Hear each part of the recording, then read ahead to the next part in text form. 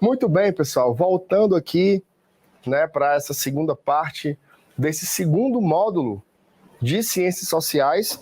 A gente terminou ali o nosso último vídeo falando um pouco sobre essa relação entre estado de natureza e o contrato social.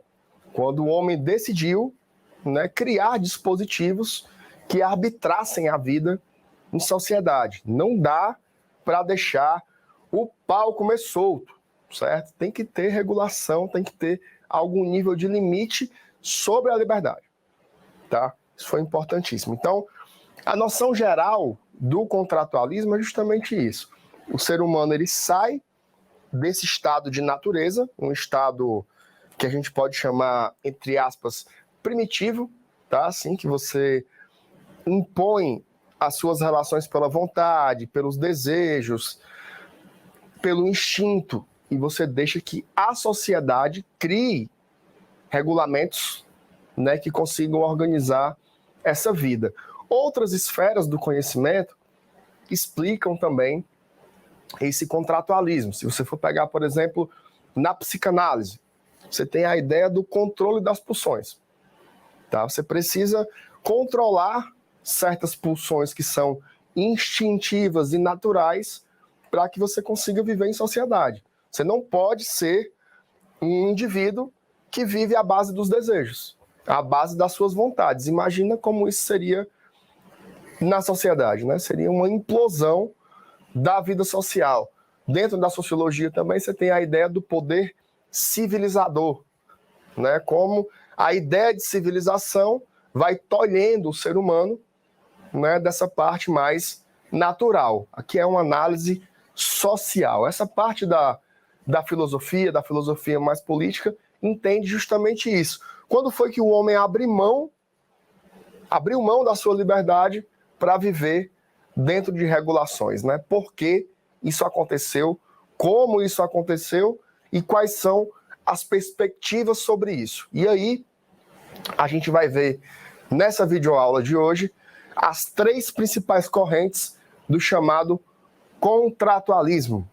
Você tem a corrente do Thomas Hobbes, a corrente do John Locke e a corrente do Jean-Jacques Rousseau. É sobre isso que a gente vai abordar agora. Começando pela primeira delas, a corrente do Hobbes, né, que escreveu O Leviatã. O que é o Leviatã? Leviatã seria esse gigante, né, esse monstro, que na metáfora hobbesiana seria o Estado. O Leviatã é a grande entidade que vai regular o caos que seria o estado de natureza. O Hobbes, ele tem uma visão muito nítida sobre isso, tá? O ser humano, ele é egoísta por natureza, ok? Ele é egoísta por natureza. A natureza humana, na visão do Hobbes, é uma natureza ruim. É a natureza da trapaça, da imposição pela força.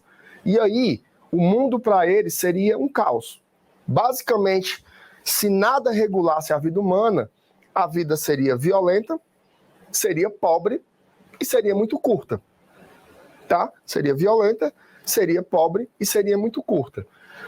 Nesse caos aí, né, foi o Hobbes que aflorou a expressão que o homem é o lobo do homem, que ele mesmo ia criar toda essa energia caótica na vida sociedade, na vida em sociedade.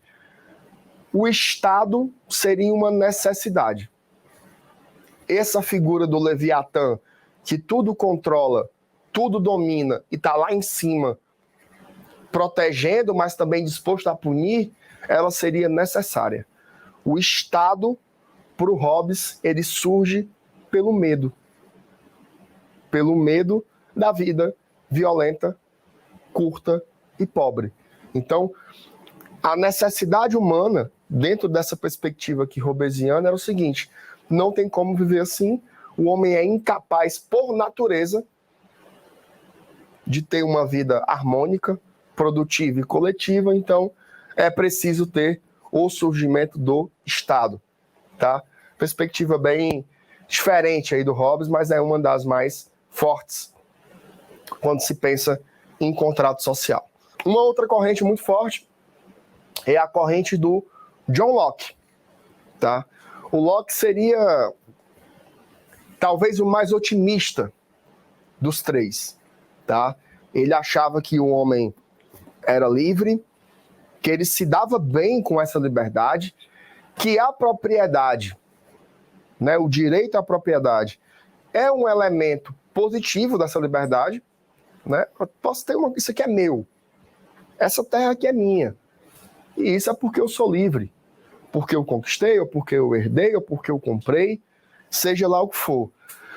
Porém, na visão do Locke, o homem não seria um bom árbitro, tá? Ele não seria um bom juiz para mediar toda essa liberdade. Então, se no Hobbes era o desespero, o medo e o apavoro, para o Locke já é uma linha mais light, né? Ele acha que o Estado seria importante, seria fundamental para arbitrar essas questões. Jamais para impor. Não seria o monstro Leviatã, que diz o certo e o errado, que julga, absolve, condena, não. Seria um árbitro. Ele media os conflitos. Imagina aí conflitos com relação à propriedade, por exemplo. Ah, não, a minha terra começa aqui e termina ali. Aí o outro, não, a minha começa aqui e termina ali. O Estado arbitraria isso. Porque os homens sabem viver em liberdade, mas eles não sabem arbitrar sobre certas questões. E aqui, na visão do Locke, você tem uma sementinha do que viria a ser o capitalismo. O que é que há de mais sagrado no capitalismo que não a propriedade? Então, o Estado ele vem com a função de garantir essa sacralidade da propriedade privada. Ele vem para arbitrar, sobretudo, essas questões. A propriedade privada ela já começa a ser sagrada desde essa perspectiva do Locke, ok? O terceiro autor é o Jean-Jacques Rousseau. Esse daí é fundamental, assim, ele inspirou muitas correntes filosóficas posteriores, ainda é uma das principais referências filosóficas do mundo, tá? O Rousseau, ele está ali numa linha intermediária, digamos assim, mas ele tem uma dose de realismo ainda muito forte. Ele diz que o ser humano ele nasce bom, né? Então essa visão do Locke ela não estaria totalmente errada.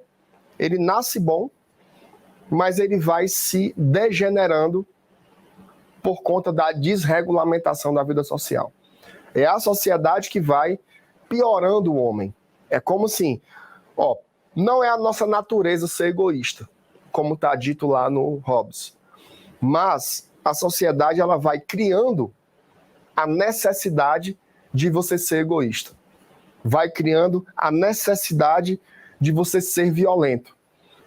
Vai criando a necessidade de você querer levar vantagem sobre o outro de alguma forma. Então, o que o Estado faz aqui é proteger.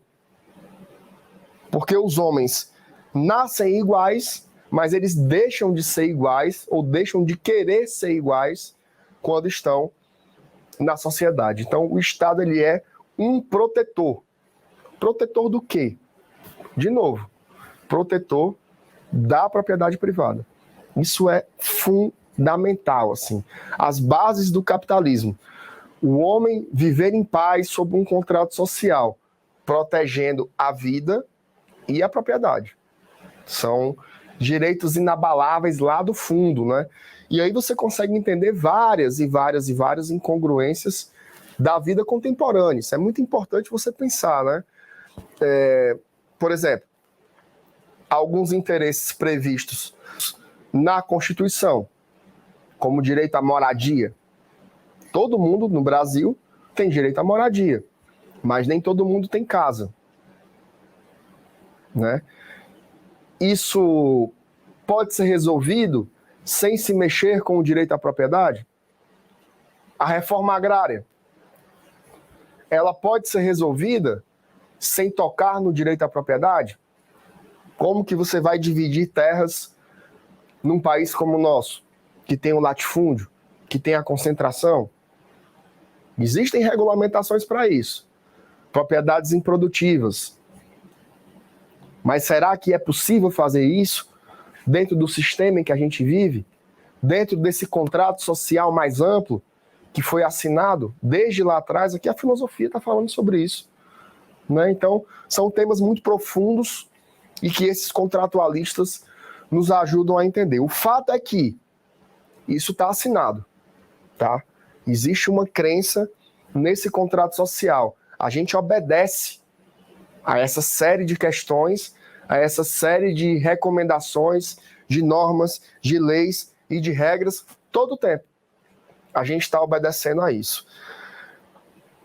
E isso nos traz algumas reflexões importantes, né? A primeira é: quem somos nós, afinal? Né? O que é que nós somos enquanto indivíduos?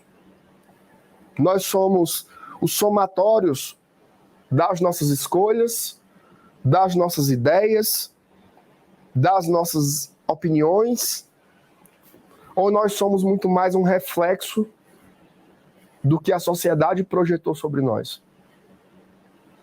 Ou é uma relação entre uma coisa e outra? E nós somos as experiências entre o nosso corpo, o mundo, a cultura, a sociedade. O que é o indivíduo? Onde entra a liberdade nisso tudo? É uma grande discussão filosófica no meio disso tudo, né? O que é a liberdade? O que é o indivíduo? O que é a sociedade? Quem somos nós? É a pergunta que parece ser mais simples, mas é uma das que tem a maior carga teórica dentro da filosofia. No fundo, uma das grandes questões do pensamento filosófico é entender o que nós somos, tá? Essa grande construção aqui, ela serve para entender um pouco o nosso lugar no mundo e na sociedade. Isso é importante. E a vida social, ela historicamente, ela se localiza num grande dilema, tá? Que é um dilema entre a liberdade e a igualdade. Basicamente, a história do mundo caminha nessa balança. As experiências que nós tivemos até agora, em termos de regimes, de governos, olha a quantidade de regimes e tipos de governo que nós falamos desde o início do módulo 1. Aristocracia, oligarquia, monarquia, democracia, foi coisa demais. E sempre ficou nesse contrapeso entre igualdade e liberdade. Em regimes que você conseguiu muita igualdade, você teve pouca liberdade. Em regimes que você teve pouca igualdade, você até teve bons níveis de liberdade. O que é melhor? O que é melhor para você? Você preferia viver num mundo com mais igualdade e menos liberdade? Você preferia viver num mundo com mais liberdade e menos igualdade? Vale a pena ter liberdade política e de expressão sem você ter o pão na mesa? Vale a pena ter o pão na mesa, mas você não poder reclamar ou se manifestar? É uma grande dualidade. Ah, professor, mas o melhor seria ter os dois. O melhor seria ter os dois. O ideal seria ter os dois. Mas as sociedades humanas, elas não conseguiram construir ainda uma sociedade, uma tecnologia de convivência que comportasse as duas coisas. É o principal dilema, talvez seja o nosso desafio, enquanto participantes desse mundo, construir algo que seja igual e livre, tá? Como fazer isso? É o trilhar da história da humanidade. E essas questões filosóficas mais amplas, elas pegam todo esse amontoado de teorias e nos jogam para a dimensão cotidiana, né? Pensa em situações práticas da sua vida. Sei lá, você está num domingo, você quer descansar na sua casa, você se deita no sofá e aí o teu vizinho coloca o som nas alturas. Tem uma carga filosófica muito grande aí. O que você faz? Você bate na porta dele, e reclama, pede para baixar, você liga para a polícia, você sai de casa e vai para outro canto, você fica em casa mesmo reclamando, você decide ir para a festa também do seu vizinho. Cada decisão dessas tem uma carga filosófica e ideológica muito grande. As suas escolhas, elas são baseadas nesses construtos ideológicos e culturais, e políticos também. Cada uma dessas opções que eu te dei é uma opção política. E é muito importante a gente entender. Por isso que nós temos perspectivas tão diferentes sobre o contrato. Porque são ângulos, são formas ideológicas de se olhar sobre o mesmo objeto. A depender da escola em que você se agremie, até a consequência é diferente. Vamos supor, você ligou para a polícia. O que é que a polícia pode fazer?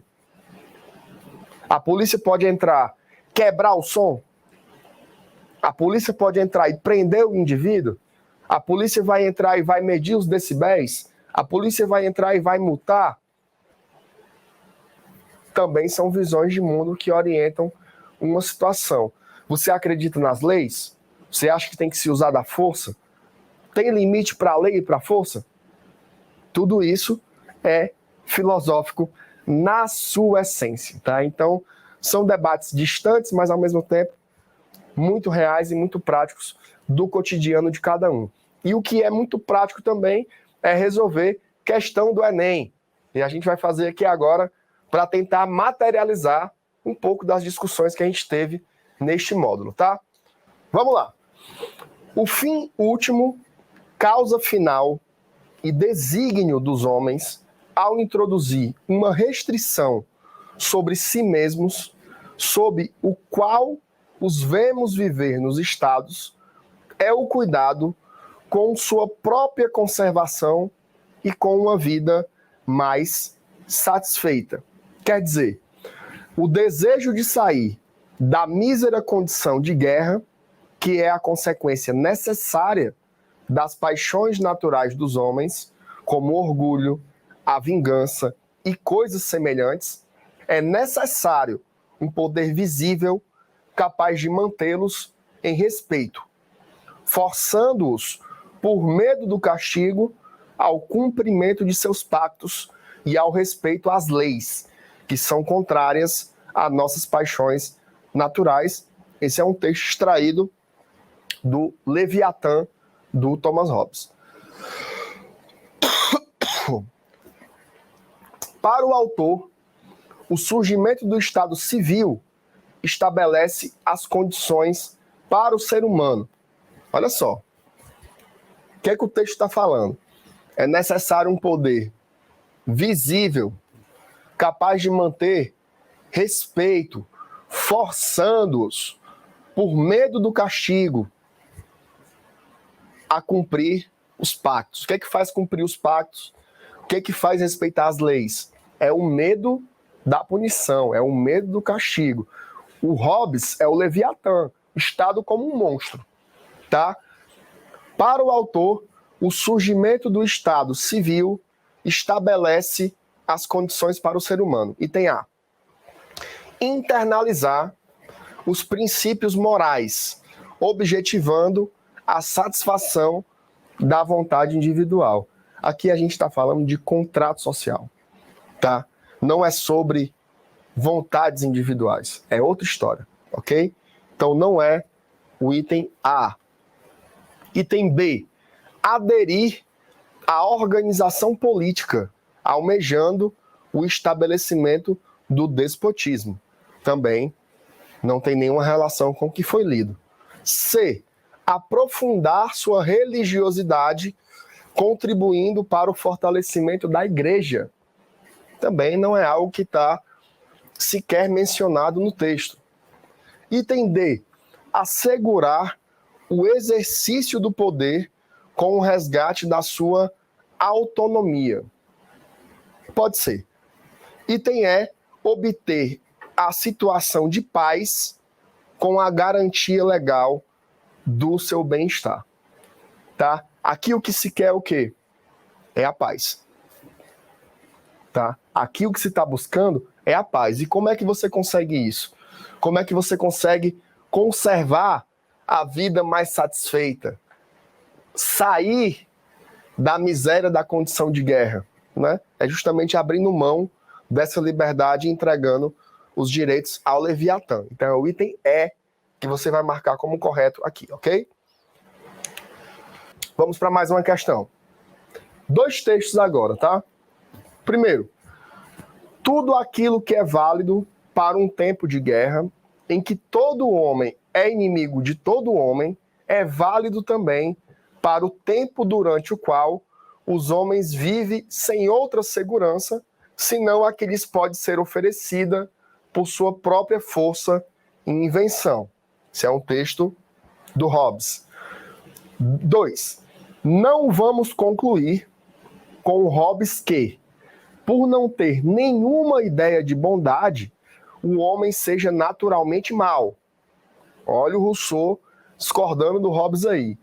Esse autor deveria dizer que, sendo o estado de natureza aquele em que o cuidado de nossa conservação é menos prejudicial a dos outros, esse estado era, por conseguinte, o mais próprio à paz e o mais conveniente ao gênero humano. Tá? Então você tem, primeiro, um trecho do Hobbes e, segundo, um texto do Rousseau. Aí o enunciado diz o seguinte: os trechos apresentam divergências conceituais entre autores que sustentam um entendimento segundo o qual a igualdade entre os homens se dá em razão de uma. Certo? Olha só. A igualdade entre os homens, ela se explica em razão de A. Predisposição ao conhecimento? Não faz o menor sentido. B. Submissão ao transcendente? Nada a ver com o que a gente leu ou discutiu. Por uma tradição epistemológica? Não é só uma discussão abstrata sobre tipos de conhecimentos. Não se encaixa aqui. D. Condição original? Guarda. E é vocação política? Não. Aqui a gente marca condição original. O que está sendo discutido aqui é a natureza humana. O Hobbes falando da natureza egoísta e guerreira do homem, e o Rousseau dizendo, não é assim que funciona, não é natural. Não é que o homem seja naturalmente mau. Então é uma discussão sobre a condição original do comportamento humano. Vamos para a próxima? Vamos lá. Sendo os homens, por natureza, todos livres, iguais e independentes, ninguém pode ser expulso de sua propriedade e submetido ao poder político de outrem sem dar consentimento. A maneira única em virtude da qual uma pessoa renuncia à liberdade natural e se reveste dos laços da sociedade civil consiste em concordar com outras pessoas, em juntar-se e unir-se em comunidade para viverem com segurança, conforto e paz umas com as outras, gozando garantidamente das propriedades que tiverem e desfrutando de maior proteção contra quem quer que não faça parte dela. É um trecho do John Locke. Segundo a teoria da formação do Estado, do John Locke, para viver em sociedade, cada cidadão deve A. Manter a liberdade do estado de natureza. É um direito alienável. Não, aqui a gente está falando dos contratualistas, né? Não é para manter a liberdade do estado de natureza, é para viver sob o contrato social. B. Abrir mão de seus direitos individuais em prol do bem comum. De jeito nenhum. Aqui não vai abrir mão de direito individual, não, tá? A propriedade privada, ela segue sagrada. C. Abdicar de sua propriedade e submeter-se ao poder do mais forte. Isso aqui é o oposto, né? Não abre mão da propriedade, não. D. Concordar com as normas estabelecidas para a vida em sociedade. Parece boa, é renunciar à posse jurídica de seus bens mas não a sua independência também de jeito nenhum. O Locke é o autor da propriedade privada, tá? Não combina com nada disso, então, sem sombra de dúvidas, item D, concordar com as normas estabelecidas para a vida em sociedade. Última questão, mais 2 textos aqui importantes. Vamos lá. Texto 1.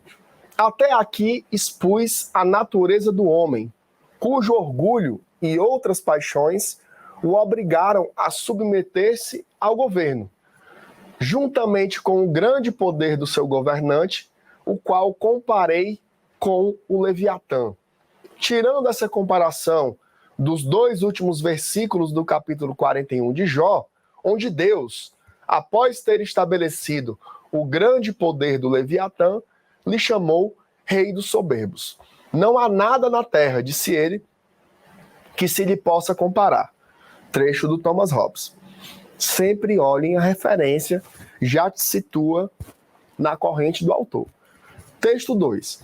Eu asseguro tranquilamente que o governo civil é a solução adequada para as inconveniências do estado de natureza, que devem certamente ser grandes quando os homens podem ser juízes em causa própria, pois é fácil imaginar que um homem tão injusto, a ponto de lesar o irmão, dificilmente será justo para condenar a si mesmo pela ofensa. Aqui falando sobre a dificuldade, né, de juízo do homem ser árbitro dessas questões. Vamos lá.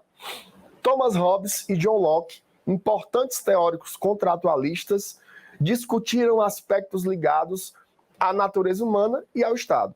Thomas Hobbes, diferentemente de John Locke, entende o estado de natureza como um.